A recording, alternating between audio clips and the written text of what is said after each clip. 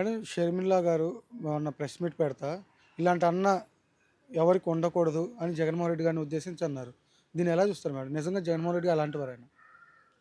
అలాంటి వారైతే ఇన్ని కోట్ల మంది ఆడబిడ్డలం ఈరోజు జగనన్న కోసం మేము వచ్చి ఇలా పని చేయం పార్టీలో. నిజంగా షర్మిలమ్మ గారిని ఈ కూటమి ప్రభుత్వం ఎలా ఉపయోగించుకుంటుంది అంటే, ఎప్పుడైతే ఈ కూటమి ప్రభుత్వం మీద వ్యతిరేకత ప్రజల దగ్గర నుంచి వ్యతిరేకత వస్తుందో, మొన్న చూసాం రీసెంట్‌గా ఎంపీ డ్రగ్స్ కేసులో పట్టుబడ్డాడు. ఆ రోజు షర్మిలమ్మ గారిని దింపారు వీళ్ళు.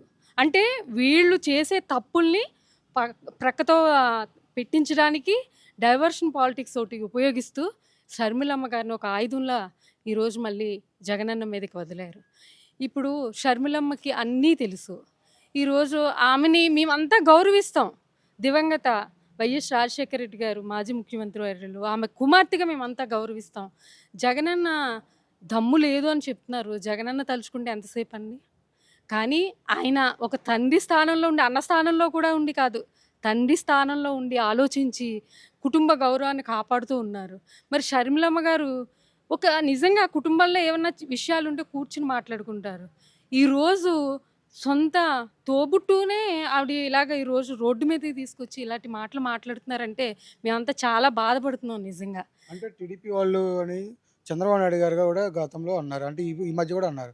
తల్లి చెల్లి అని లోకేష్ గారు కూడా అన్నారు. దీన్ని ఎలా చూస్తారు మేడం? అసలు నారా చంద్రబాబు నాయుడు గారు తల్లి తండ్రి ఎవరో తెలుసా అండి ఎవరికైనా ఇప్పుడు వరకు?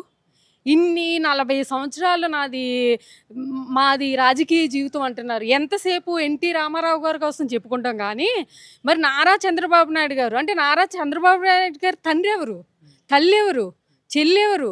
అన్నతమ్ములు ఎవరు? ఏ రోజైనా మనం కనీసం చూడ్డానికన్నా ఫోటో అన్నా పెట్టి ఎప్పుడన్నా దండం పెట్టుకున్నారండి? అవేమీ లేవు. కానీ ఎదుట కుటుంబాలు చల్లగా ఉంటే మరి చంద్రబాబు నాయుడు గారు ఈరోజు వాళ్ళ కుటుంబాలను విడదీసి తల్లి చెల్లి అని చెప్పేసి ఒక రాద్ధాంతం చేస్తున్నారు. నిజంగా ఈరోజు చూస్తుంటే ప్రజలకి అందరికీ అర్థమవుతుంది. చంద్రబాబు నాయుడు గారు చేసే కుళ్ళు కుతంత్రాలు, జగనన్న మీద ఎలాంటి కుటుంబాన్ని విడదీసి ఎలాంటి లేనిపోయిన అభియోగాలు చేస్తున్నారనేది ప్రతి ఒక్కరూ గమనిస్తున్నారు. ప్రజలే బుద్ధి చెప్తారు. అట్లనే పట్టాభి గారు అంతా కూడా జగన్మోహన్ రెడ్డి గారు అనుచితంగా అన్నారు. ఒక మాజీ ముఖ్యమంత్రిగా ఉన్నప్పుడు అన్నారు. ఇప్పుడు మాజీ ముఖ్యమంత్రిగా ఉన్నప్పుడు కూడా అంటా ఉన్నారు. అంటే జగన్మోహన్ రెడ్డి గారు పట్టాభి గారికి ఎందుకు అంత అలుసు అంటారు? ఆ రోజున నిజంగా జగన్మోహన్ రెడ్డి గారు ముఖ్యమంత్రిగా ఉన్నప్పుడు ఇదే పట్టాభి ఆ రోజున అనుచిత వ్యాఖ్యలు చేశారు. ఆ రోజునే జగనన్న వీళ్ళకిలా ఒక రెడ్ బుక్ రాజ్యాంగం రాసుకుని చేసుంటే ఈరోజు నోరెత్తకపోతున్నాం. కానీ జగనన్న అలా కాదు.